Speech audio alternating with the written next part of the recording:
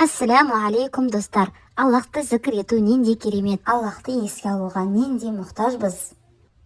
Және Аллахты еске алудың көптеген пайдалары бар. Аллахты еске алумен жүректер тынышталады. Күнәлар кешіріледі. Және біз көптеген сауаптарға кенелеміз. Аллах тағала Құранда айтады: ألا بذكر الله تطمئن القلوب والذاكرين الله كثيرا والذاكرات أعد الله لهم مغفرة وأجرا عظيما. Достар, әр уақытта айтылатын, өз уақытында айтылу керек болған бірнеше зікірлер бар. Олардың бірі ұйықтайтын кезде. باسمك ربي وضعت جنبي وبك أرفعه إن أمسكت نفسي فارحمها وإن أرسلتها فاحفظها بما تحفظ به عبادك الصالحين. Ал ұйқыдан тұрған кезде былай айтамыз: الحمد لله الذي أحيانا بعدما أماتنا وإليه النشور.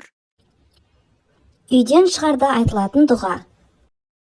بسم الله توكلت على الله اللهم إنا نعوذ بك من أن نزل أو نضل أو نظلم أو نظلم أو نجهل أو يجهل علينا.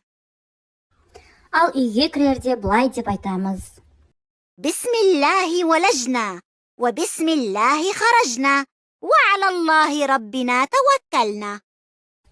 Дәретханаға кірерде былай деп айтамыз: اللهم إني أعوذ بك من الخبث والخبائث.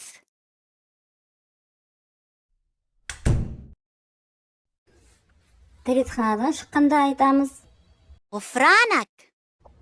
Мешітке кірерде айтылатын дұға. اللهم افتح لي أبواب رحمتك. Ал мешіттен шығарда былай деп айтамыз: اللهم إني أسألك من فضلك. Ал көлікке мінгенде айтылатын дұға.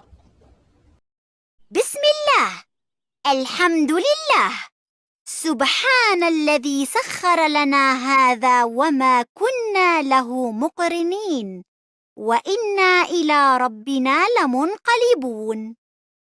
Және де азаннан кейін айтылатын дұға бар. Азаннан кейін айтамыз: اللهم رب هذه الدعوة التامة والصلاة القائمة آت محمدا الوسيلة والفضيلة وابعثه مقاما محمودا الذي وعدته. Бұл зікірлердің барлығы таңғы және кешкі зікірлерге қосымша зікірлер болып есептелінеді. Егер біз осы зікірлерді айтып жүретін болсақ, біз Аллахтың қамқорлығында және қорғауында боламыз. Және Аллах тағаланың рұқсатынсыз бізге еш нәрсе зиян бермейтін болады. Аллахумма а'инни аля зикрика ва шукрика ва хусни ибадатик. Ассаламу алейкум ва рахматуллахи ва баракатух, достар.